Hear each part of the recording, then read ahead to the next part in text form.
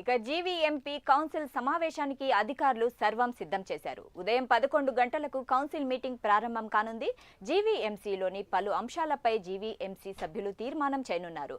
GVMC commissioner గా కేతన్ గార్గ్ బాధ్యతలు చేపట్టిన తర్వాత మొదటి సమావేశం. కేతన్ గార్గ్ అధ్యక్షతన జరిగే సమావేశంలో విశాఖ మేయర్ పీలా శ్రీనివాసరావు పాల్గొననున్నారు. జీవీఎంసీ కౌన్సిల్ సమావేశానికి జీవీఎంసీ కార్పొరేటర్లు హాజరు కానున్నారు. ఎలాంటి అవాంఛనీయ ఘటనలు చోటు చేసుకోకుండా ఉన్నతాధికారులు పోలీస్ బందోబస్తు ఏర్పాటు చేశారు.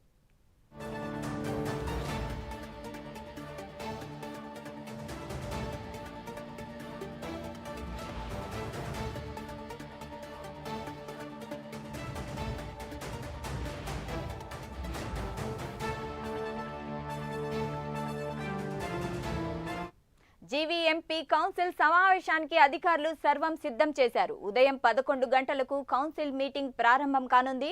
జీవీఎంసీలోని పలు అంశాలపై జీవీఎంసీ సభ్యులు తీర్మానం చేయనున్నారు. జీవీఎంసీ కమిషనర్ గా కేతన్ గార్గ్ బాధ్యతలు చేపట్టిన తర్వాత ఇది మొదటి సమావేశం. కేతన్ గార్గ్ అధ్యక్షతన జరిగే సమావేశంలో విశాఖ మేయర్ పీలా శ్రీనివాసరావు పాల్గొననున్నారు. జీవీఎంసీ కౌన్సిల్ సమావేశానికి జీవీఎంసీ కార్పొరేటర్లు హాజరు కానున్నారు. ఎలాంటి అవాంఛనీయ ఘటనలు చోటు చేసుకోకుండా ఉన్నతాధికారులు పోలీసు బందోబస్తు ఏర్పాటు చేశారు.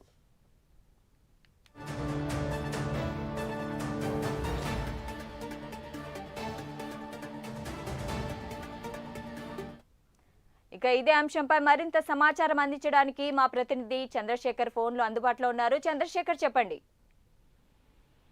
Good morning Saida. ఈ రోజు గ్రేటర్ విశాఖకు సంబంధించినటువంటి సర్వసభ్య సమావేశం అయితే జరగనుంది. అయితే సర్వసభ్య సమావేశానికి సంబంధించి అన్ని రకాల ఏర్పాట్లు అయితే అధికారులు అయితే చేయని పరిస్థితి కనిపిస్తుంది. అయితే ఏదైతే గ్రేటర్ విశాఖ మున్సిపల్ కార్పొరేషన్ సంబంధించినటువంటి కమిషనర్ కేతన్ గార్గ్ బాధ్యతలు చేపట్టిన తర్వాత ఈ రోజు అయితే జరుగుతున్నటువంటి సమావేశం మొదటి సమావేశం అని చెప్పుకోవాలి. అయితే ఈ సమావేశానికి సంబంధించి ఆ జీవీఎంసీ కమిషనర్ తో పాటు GVMC mayor Peela Srinivasarao, deputy mayor Dalli Govind, అలాగే ఇతర వార్డులకు సంబంధించినటువంటి విశాఖలో ఉన్నటువంటి కార్పొరేటర్లంతా కూడా హాజరవుతున్నటువంటి పరిస్థితి ఉంది. దాదాపు 84 అంశాలకు సంబంధించినటువంటి వాటిపైన ఈ రోజు తీర్మానం జరిగేటటువంటి పరిస్థితి అయితే కనిపిస్తుందని చెప్పుకోవాలి. ఏదైతే గ్రేటర్ విశాఖ మున్సిపల్ కార్పొరేషన్ గా కూడా రూపొందిన తర్వాత ఇప్పటికీ కూడా వార్డులకు సంబంధించిన విభజన ప్రక్రియ ఏతుందో ఆ విభజన ప్రక్రియతో పాటు జిల్లా విభజనకు సంబంధించిన ప్రక్రియ అంశాలపైన కూడా సమీక్ష సమావేశం అయితే జరగనుంది. సమావేశం అనంతరం కూడా దీనికి సంబంధించినటువంటి తీర్మానం అయితే జరిగేటటువంటి అవకాశం అయితే కనిపిస్తుంది. నేపథ్యంలో ఈ రోజు జరిగేటటువంటి సమావేశానికి ఎక్స్ అఫీషియల్ సభ్యులతో పాటు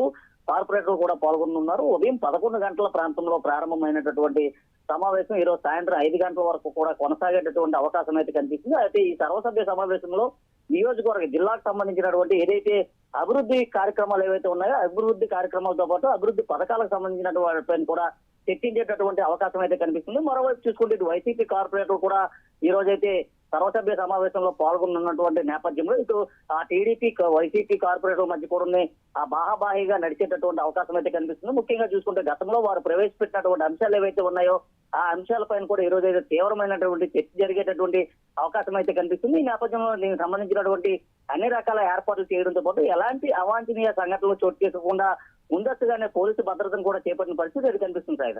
రైట్, థ్యాంక్ యూ చంద్రశేఖర్.